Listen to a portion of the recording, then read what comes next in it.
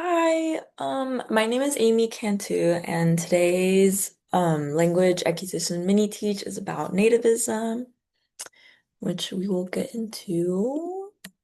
Oh, there we go. Okay, so what is nativism? Basically, nativism was Chomsky's theory that individuals are born with the ability to develop language.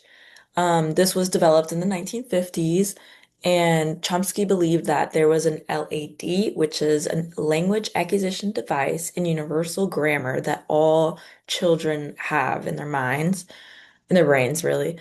Um, Before this, it was believed that language development was based on culture and imitation and reinforcement. This could be, when you're a baby and you're learning how to talk, you repeat what your parents say. Um, but Chomsky believes that nativism is an innate ability, so it's naturally, happens naturally, and that we have an innate framework in our brains that allows us to develop this unconsciously. So it's based on your internal knowledge, not how you show it, it's more how you know it. Um, it is an instinctive human trait, so it happens unconscious. You learn it unconsciously, kind of like learning how to walk. An example, I came up with this a little earlier. It would be that a child knows that the sentence structure, the cat ran from Pat, is correct, but ran cat from Pat would be incorrect. And it goes back to the unconscious learning and the language acquisition device that Chomsky theorized that we all have. Um, so nativism ties into our lesson for today. That's descriptive writing because it allows students to demonstrate how they know the language and not how they should know it. So it's more so how it works in their minds and how they perceive it on a sheet of paper, writing two sentences. Um, it gives students the opportunity to show their understanding and experience and put it into their own words. So descriptive writing is a very good way to show this because they have these sentence structures that we're using, and they're able to just plug in words if they're not able to come up with their own sentences. That's we're scaffolding. But if they're able to complete their own sentences, they can, they're unconsciously knowing how to put them in to the correct framework to make sense. Not just imitation. It's they there's Chomsky thought, well, he theorized that children know when a sentence is correct and when it's not because they learn it quickly in their minds. There's a universal grammar. All right. And then, okay, so introducing the lesson, this is before a lesson even starts. This is where we can highlight the objective and its importance. We can write it on the board, in the back, the objective, the standard, what we're learning for today. I do, you do, I do, we do, you do. Our objective for today would be students will be able to use descriptive language to identify and describe objects using sensory details. Students will create 1 to 2 sentences based on the sensory details that they experience. And the reason why the objective is so important for our lesson plans, it's because it encourages, well, in this case, it encourages students to use descriptive language based on their personal experiences to describe their senses. Um, we also need to ensure to include alternative activities or just, a little accommodation for those students that are pre-emergent, emergent, basic, or intermediate.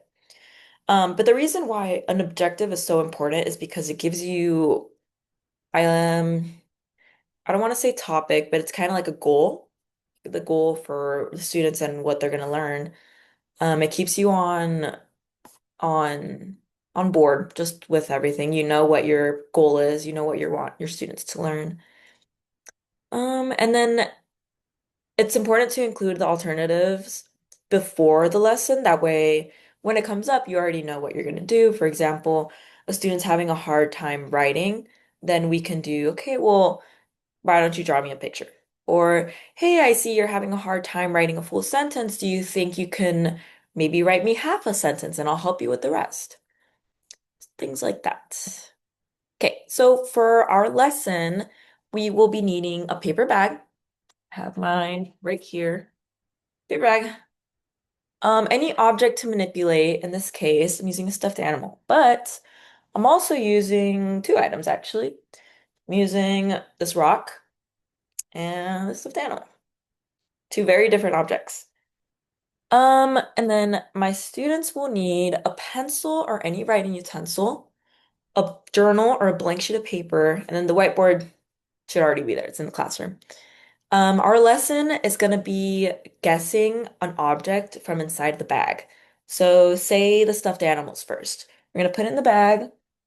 I keep having to reach down, but keep it in the bag. And then we're all going to go sit on the carpet. We're going to go sit on the carpet. And then I'm going to be at the main chair. We're going to crowd around and then we're going to wait for instructions. Okay, so lesson opening. This is the part where I do. So this is me modeling what I want my students to do. It serves as a hook for students to be engaged and excited, curious about what's going on. These are first graders. We need to use, language catered to them. Use your own descriptive language. Um, yeah, so the way I'm gonna do that is putting my hand inside the bag, feeling the hidden object inside. So I'm not gonna look. And then I can say, well, this object feels really soft. It's about the size, um, maybe about the size of two handfuls. Be the size of, I don't know what to compare it to. Maybe a pineapple, actually. It's not spiky though. It's very soft, squishy. And then once I'm done giving my description, leads on to the next part of the lesson, but my students will, I can give clues, I can give any descriptive language that helps them try to guess what the object is. Usually the lesson opening doesn't last that long. It's usually just about 5 minutes, just because, you're just trying to open up the lesson and get kids excited. This leads on to our next part, which is the beginning of the lesson. So, once I am done giving my description of the object in the bag, I'll write down when I touched the item, I felt blank on the whiteboard, right? On the, that's wrong, but it should say whiteboard. Um, so once I write my sentence, structure on the board, I'll have students raise their hands and ask them, okay, so does anybody have any guesses that might be in the bag? Sorry, I'm sick. Um, Based on my description, students might say, oh, I think it might be a pillow. Oh, I think it might be a squishy. I think it might be a toy. Think it might be a stuffed animal. And then I'll write down their guesses on the whiteboard. I'll make a little list, nothing too crazy, maybe around 5 guesses. This usually lasts about 10 to 15 minutes. And I think this is a really good activity because you can use any object. So, I could first start off with a stuffed animal and then change the object and then use my rock over here. And then I can say, well, it's pointy, doesn't squish, it's kind of cold. There's a lot of pointy, it's very pointy is what I mean. And then using that language, it helps students decide what the object is. Okay, guided practice. I think this part is the most important, definitely in observing your students and what they know and what they don't know. The guided practice section of the lesson allows students to form their own thoughts and opinions about what we're learning. So this part's a little longer, I'd say 15 minutes. Honestly, sometimes maybe 20. It depends how your lesson goes, not everything's it's hard to keep things structured, especially with little ones, I think. After we complete our guesses, I will call students up to the bag one by one to get a 5-second feel of the object hidden inside. So I'll have my students come up and then I'll say my friend Sarah feels the stuffed animal and she says, well, when I touch the object in the bag, I feel that it's very squishy. And then, my next student comes up and he's saying, well, when I feel it, it feels very soft. It has fur. So I will encourage the use of these proper sentences. So, maybe using the one we already had on the board above from the lesson opening or the beginning of the lesson. Or we can use different ones, such as when I touched the object, I felt blank. And then I can tell my friend, well, when you felt the object, what did you feel? And then I'll have them answer in like these correct full sentences. Another example would be the object felt blank when I squeezed it. Um, Once all of my students are done, I'll only have them up there for about 5 minutes or 5 seconds each. That way, all of my students have a chance. That way, we don't go over our time. I'll call on students to share to the class using their descriptive and complete sentences. Um, yeah. So once they feel it, back to this first part of the lesson right here, um, they'll think about it in their heads while they go sit down and wait for their friends to finish doing the experience. Then once they're all done, I will go back and ask them, okay, well, um, when you reached down in the bag, what did you feel? And then I'll point to the structures that we have on our board, and then they'll be able to choose which ones they want to say. So they can say, when I touched the object, I felt blank, or the object felt blank when I squeezed it, or the object felt rough, or the object felt bumpy, things like that. And then if they're having a hard time, I could always help them out. Their friend, they can phone a friend. They can ask me for help. I always want to help my students. Um, yeah, that's scaffolding for that part of the lesson. Yeah, sentence starters are honestly, I think they're very important because when I was a student, I would, students forget, sometimes students get distracted or anything. And it's a good way to just bring back the objective for the lesson. Okay, this part is a little longer than the guided practice. Or it should be around the same amount of time. Independent practice is when guided practice is complete. Usually, like, yeah, 20 minutes. And we need to be able to allow for different levels of scaffolding, especially now since they're independent, they all work differently. I will send students back to their seats and I'll tell them, hey, okay, carpet time's over. I need everybody to go back to their seats. I need you to grab a pencil, writing anything you can write with, and either pull out your notebook or wait for a sheet of paper that I'll be passing out. Once I'm done passing out paper, get all my students ready. I will write the prompt on the board and they'll be prompted to write about what they felt in the paper bag using 1 to 2 full sentences, well, full complete sentences, and draw a picture using the description of what they believe the item is. This way they have more of an option. So easier would be just one sentence, and then fully or harder for my intermediate and advanced students, I would use two sentences and the picture. After 10 to 15 minutes of the 20, they'll be asked to share with their shoulder partner their description and their illustration of the object, of what they think it is. So I'll tell them, "Okay, friends, once you're done, I need you to turn around to your right shoulder partner, and I need you to share with your partner what you drew and what you wrote. If you could read it out loud, partner A goes first, partner B, once they're done, go ahead." Um, and then this could look like them showing them the paper. It could be them reading it, pointing to the words on their paper, or showing off their picture that they drew. If they need any help with the sentence, I'll remind them, hey, sentence structures are on the board. If you need help with any of the descriptives, just let me know, and then we can either feel the object again as a class, or I can describe it to you, and then you can fill in the blanks. Once all of my students are done sharing, I will reveal the mystery object to the class. And this was our mystery object. Did you guys guess it? If not, that's okay. We, yeah, and I mean, if they got it right, I'm sure they'll be very happy. If not, we can always try again. And then once independent practice is done, this is the ending of the lesson, closure and lesson summary.